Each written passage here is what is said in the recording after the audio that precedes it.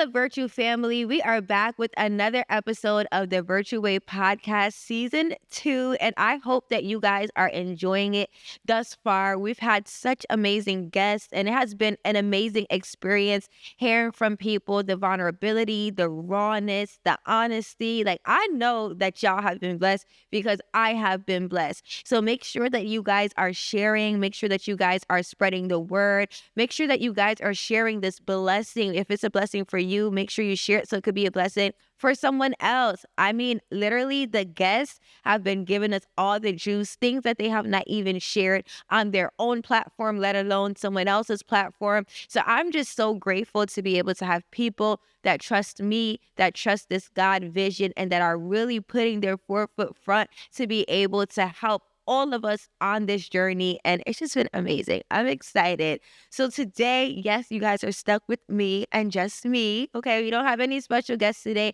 but I'm super excited about the topic that I will be talking about today. And I'm going to be talking about covenants. And that's really important because these days, I feel like a lot of people say things, they make agreements, even contracts, and people are so okay with just breaking them. It doesn't mean today what it meant back then. And I think it's really important, even on this journey, whether you're married or unmarried, single, whatever you got going on. Covenants are just really super important. So I want to start off with just the regular definition of what a covenant is. And all a covenant is just an agreement or a contract. Now, for me these days, I look at it more than just that because, like I said before, I mean, even in business, we've had contracts with people, we've had deals with people, and people just literally breach the contract with no care in the world. Like, it doesn't even matter. They don't care if lawyers have to get involved. Like, it is really, really different. So I know, like, in my studying of covenant and biblically what that means and how God has made covenants with his people and God has made promises with his people, you start to see how serious God meant about the things that he said and how serious he was about his promises to his people. But what I also realized in my studies is that covenant is really a two-way street, right? It's not just one person coming to you and they're keeping their promises, but you're not keeping yours. That's not how covenants work. And I think these days, that's how a lot of people operate. As long as they're getting something from it, as long as they're the one benefiting, it's all cool. But as soon as it's time for them to hold up their end of the bargain, it's a whole different story. And I think that's why these days friendships fail, relationships fail, partnerships fail, because people do not value the importance of an agreement. People do not value contractual agreements. People do not value commitments that they have made to themselves or even other people. So God has made covenants with his people. And what the enemy does is the enemy tries to come in and misconstrue what God has promised. He tries to come in and makes it seem like, okay, well, God said this, but did he really mean that? So one of the main examples is Adam and Eve. Everyone knows that story, whether you are a Christian or not, right? And God had a covenant with them. God had a promise with them. God had an agreement with them. But then the serpent comes in and says, I know God said this, but he didn't really mean that. Or, you can go ahead and not hold up your end of the bargain and it won't really be that bad. And what he has done is he came in and perverted what God said he was going to do. And that little demon on the shoulder that's causing you to do things that God has told you not to do. And because you think the consequence won't be that bad, you go and do it anyway. Another example of this is the rainbow, right? The rainbow. And God says, this rainbow is to let you know that this is my covenant with my people. I will never do what I did when it came with the flood, right? But now look how the enemy has perverted that covenant. Look what the rainbow stands for now. Same thing with Abraham and Sarah. God gave them the promise of having many nations, and then the enemy comes in with doubt. See, it doesn't always have to be you too much being disobedient, but what about the heart posture? What about the spirit? So now doubt comes in, fear comes in, disbelief comes in, which causes you to go ahead and do things out of impatience, which causes you to come in and do things out of your own thinking and out of your understanding, because sometimes God promises us certain things and we just think that it's not going to come to pass because our mind is so limited, because we think, oh my gosh, how can God really do this for me? How can God choose me? And that was a situation that happened with Abraham and Sarah. So oftentimes, even now with marriage, as we see, a lot of people now, and I'm so shocked when I usually see it, but a lot of people now, they don't care for marriage. They don't care for children. They don't care for any of that. A lot of people even say that marriage is just a piece of paper. And I truly believe that people wouldn't feel that way, had they not been acting married before they were actually in covenant.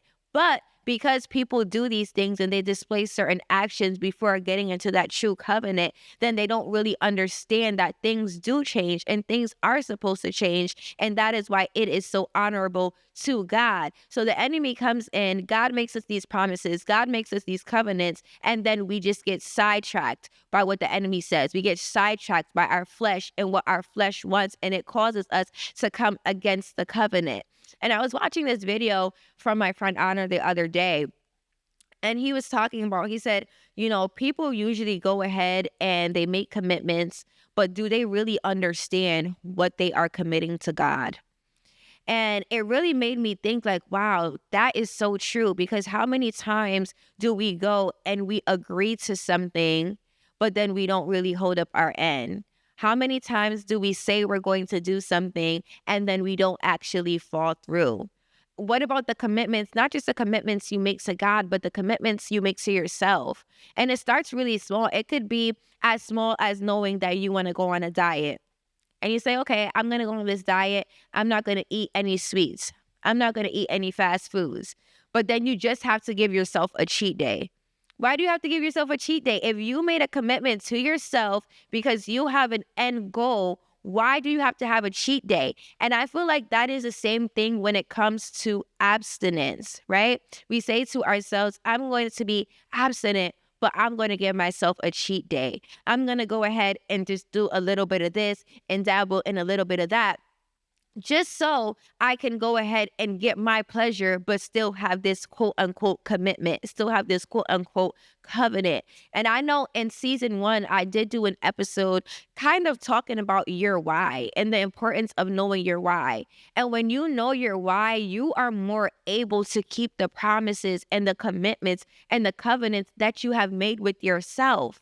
And when you know that, anytime that you feel like, oh my gosh, this has gotten too hard, or this is just unbearable, I can't do this anymore. If you always revert right back to that, it's going to draw you back in. If you have a firm foundation on the promises you made to yourself, then you'll be able to come right back to it. And that's why I love the purity rings. I love even the God honors obedience, because it is a way to hold you accountable. It is a way to make sure that you know that you're supported, but you also know that I said I was going to do this.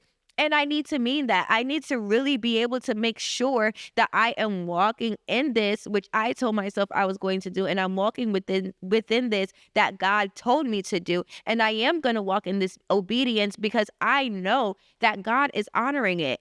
I know that if God made a covenant with me, or if I made a covenant with God and I see this through, I know something is going to come out of it so amazing.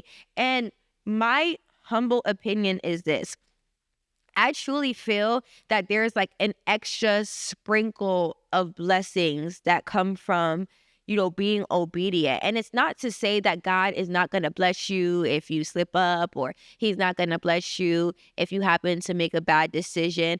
But I just kind of look at and follow the thread of certain things. And I just follow the thread like, okay, I know that when I'm doing what I'm supposed to do, amazing things happen. But I know that when I don't do what I'm supposed to do, then something kind of goes left. Like something is not on point. Things are not in alignment. And that's why it's so important to just make sure that you are in alignment with yourself, with your values, with the right people as well, because being around the wrong people can cause you to do things that you don't want to do.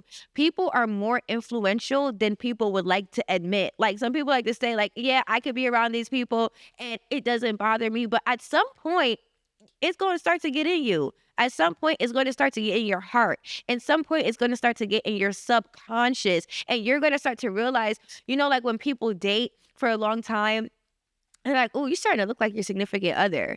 It's not that you look like them because y'all don't look alike, but you start to pick up on their mannerisms, the things, how they move their face, how they, move their lips when they talk. You start to pick up people's lingo. Like, for example, one of my funny things, I always like to call people daddy. Like, whether you're a girl, guy, whatever, friend, whatever family, I'm like, hey, daddy. Like, that's just what I do. But now, like, mad people, they be calling people daddy. Like, same thing, like, hey, poo. Like, I always was calling people poo, poo, poo. Now, every time, like, people hit me up, hey, poo, because now, like, they just pick up on that lingo. So something as small as that, something so small as your language, something, even your tone, how you talk. Like, I know in network marketing, we would always do presentations all the time. And eventually we started to say the same things that we would hear other people say. Like, we would just pick up on those same slogans, on them same, like, those certain things that they would say to just grab people in. We would say the same exact things. Even now in this new venture that I'm in, I'm pretty new to it, but I've been having some pretty good success with it. And people ask me, well, Anna, how do you do it? How you're able to do it? And literally, I tell everyone the same thing. I just copy and paste what I see everyone doing. So if it's true for something like that, you don't think that certain things that you allow in your eye gates, you're going to start doing. And you wonder, like, whoa, hold on. Why am I even doing this? Why? Like, I never was doing this before. Like, this wasn't my personality before, but I can guarantee you that you picked it up from somewhere. So that's why it's so important to know yourself. It's important to know what your values are, what is instilled in you, so that you are not going around and picking up everything that you see someone else doing, because sometimes things that might be shiny is not something for you to go ahead and implement in your life, because it goes against what God has called you to do. It goes against that promise that God has for you. Like, there's things that I can do that other people cannot do, just because God has not called them to that promise. God doesn't have a covenant or even favor with them in those certain things. And that is okay, because we all have our promise. We all have our assignment. But also, we have to know that before we were here, God made a covenant with us. He knew what he wanted from each of us individually. And it's important to know that. So once again, when it comes to covenant, when it comes to commitment, it is a two-way street. You can't just say, oh God, well, you promised me I was going to have X, Y, and Z. But yeah, he did promise you X, Y, and Z when you do A, B, and C. So one scripture that he talks about this is Deuteronomy 7:9.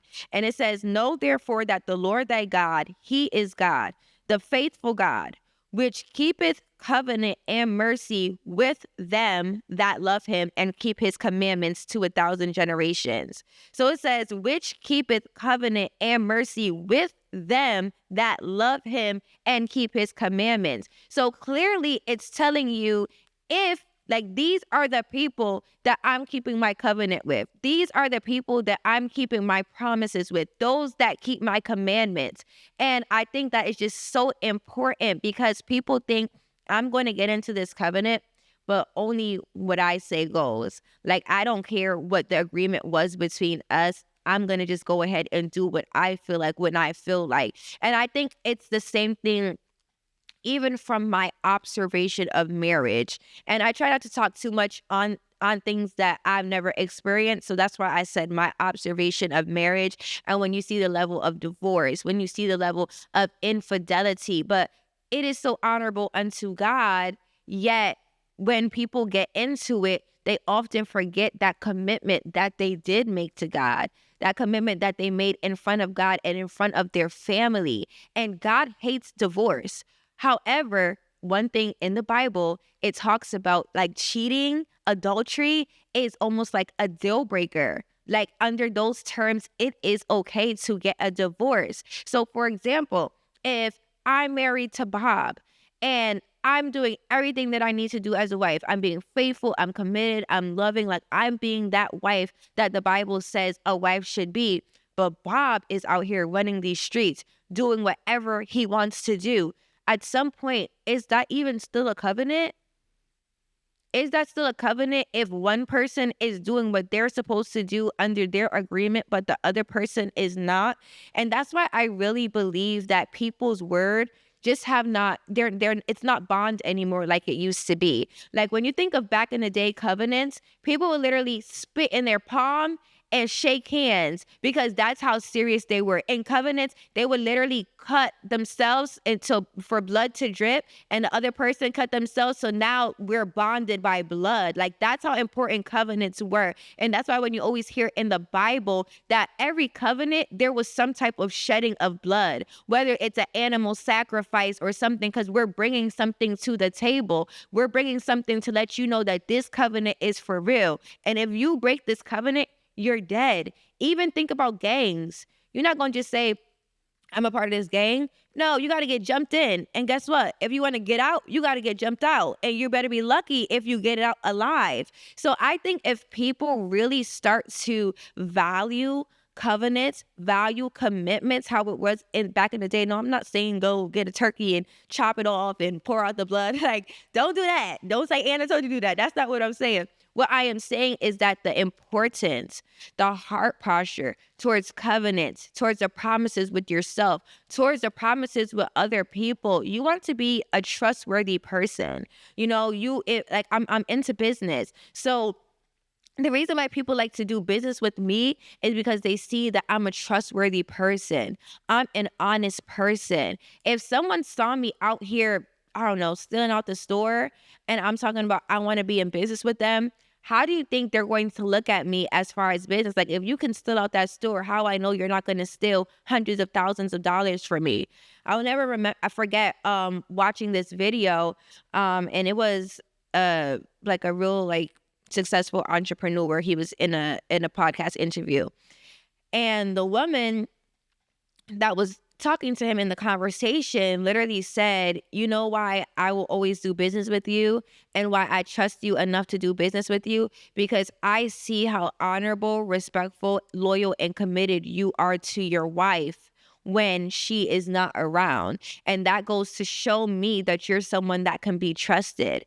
And that stuck out to me so much because people often think that people are not watching them. But people are always watching. They see how you navigate. They see how you move. And it's just like because she literally said, I watch some men out here doing their wives dirty, doing anything, cheating on them, all that stuff. But then they want to come in and want to be in business. And it's just like, bruh, if you could do that to your wife, imagine what you could do to me. I ain't nobody to you. I'm not the mother of your children. So why do you think I'm going to be able to trust you in business? So that really stuck out to me. And I think once people understand that it is better to have a great name, then I think more people would take covenants seriously. And not just, like I said, not just with other people, with also yourself. So what is my covenant exactly? You know, as I make sure that I stress so very much, is my covenant is between me and God and me and myself.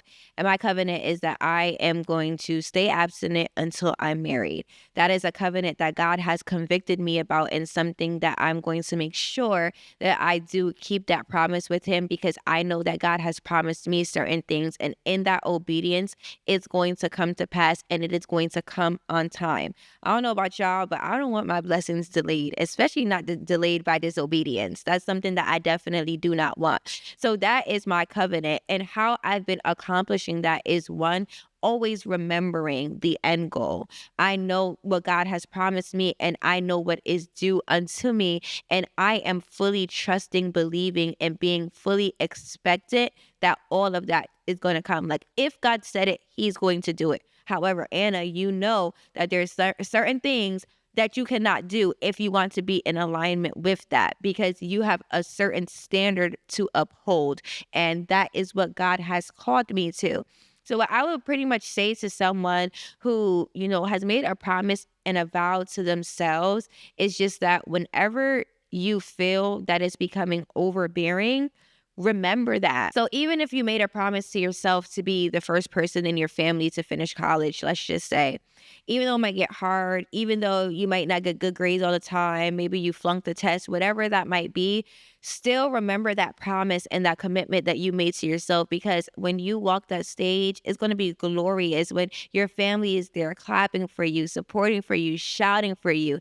That is a feeling that you're not going to be able to ever receive again. Like but you're never going to forget that feeling. You're never going to forget that joy, or maybe even, a diet that you were on until you finish your season. And as soon as your team gets that championship ring, that trophy, where everyone's going wild because you finished, or even like, I know I used to do track and I absolutely hated it. But when you see all those people cheering for you, or when you take that jump and you win, the meet, or win the meet of champions, like amongst everyone, like it feels good when you know that you've put in that work, and especially when you know that you've earned it.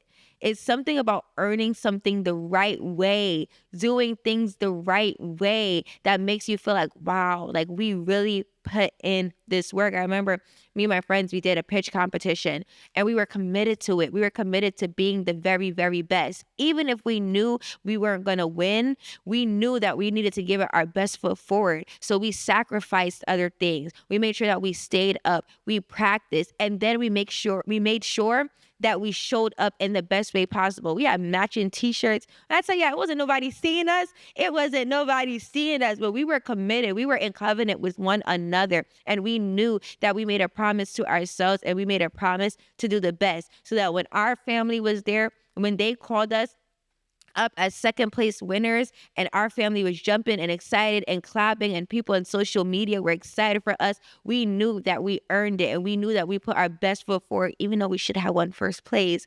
I ain't gonna go there, but we knew that we gave it all we had, and that was because we stayed with the promise and we did the right thing. We didn't need to cheat. We didn't need a handout. We didn't need any of that. And it felt good to know that we got what we got because we earned it, and we kept covenant. We kept promise to one another, but to what we said we were going to do. So that is so important. So while you're on this journey, remember that. Remember why you started. No matter what, if someone tries to get you to go against it, if people call you lame, cool. I'd rather be lame, but I'd rather be obedient. If people say, oh, you're taking it too far, fine, let people say what they want. But remember what you're in this for, because you know that God is going to completely bless you. So continue being bold. Continue being bold. Continue being courageous. Continue just being there for yourself when you feel that no one else is there. But I'm going to tell you, you are never by yourself. God is always with you. So whenever you're feeling down, whenever you're feeling like you're alone, whenever you're feeling like it's just too much weight on your shoulders, just stop. Take a deep breath. If you have to journal, if you have to take a nap, if you have to just watch your favorite TV show, if you have to go and cook, if you have to just stuff your face with desserts, cookies, and cakes, whatever it might be, do that for yourself and then get back on track. Don't stay there for too long. Do not stay in that place for too long, because what the enemy will do, once you get in that place, you're gonna be, I got her. I got him. In that place. I got them in that place where they're doubting. I got them in that place where they're second guessing. I got them in that place where they feel like they can't handle anymore. So this is when I'm going to take advantage. And guess what? Do not let the enemy win. When you know that you gave a good fight. I remember when I used to be in track, and I'd already be winning, but I would want to be competing against myself, competing against my last best jump. And my mom would always used to say, go for broke. You have nothing to lose. You have nothing to lose. Remember, you're only in competition with yourself. You want to be 1% better every single day, because think about it. If you're getting 1% better every single day for a whole year, by the end of the year, now you're 365% better than you were the year before. So stay confident, stay purposeful. That's the main thing. Do everything that you do with purpose. Do not just do things because it sounds good, because it looks good, because it's trendy. Because if you do things just because other people are doing it, if you're doing things just because it's trendy, what then begins to happen is that when things get hard and when things get tough, you are going to forget why you were doing it in the first place. It is going to be easy for you to give up because it is not done with purpose. So while you're doing this, while you're on your journey, do it with purpose and know that God got you. God is with you.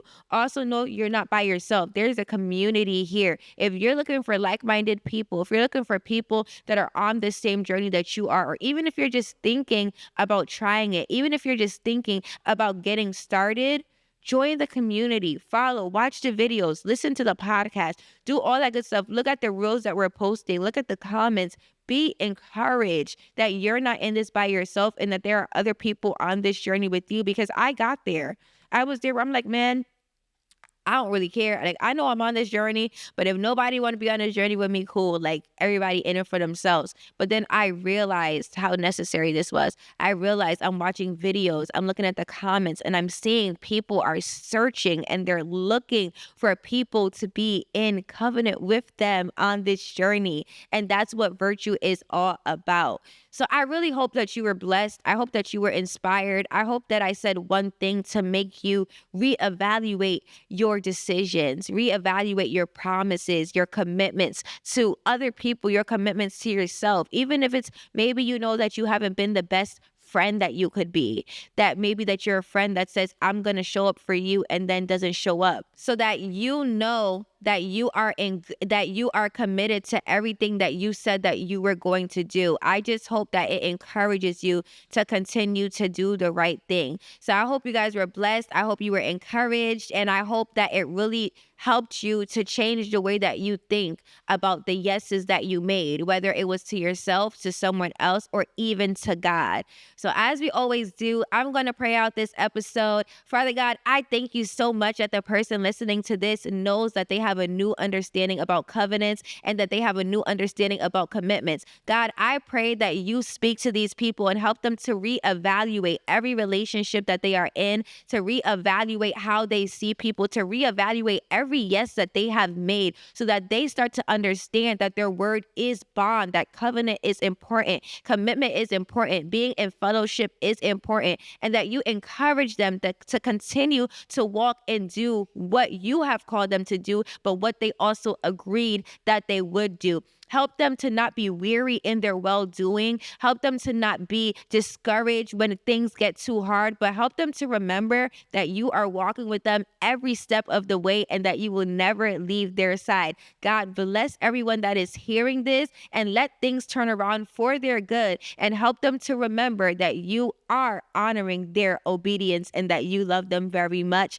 In Jesus' name, amen. I hope you guys enjoyed this episode, and I will see you guys on the next one. Bye.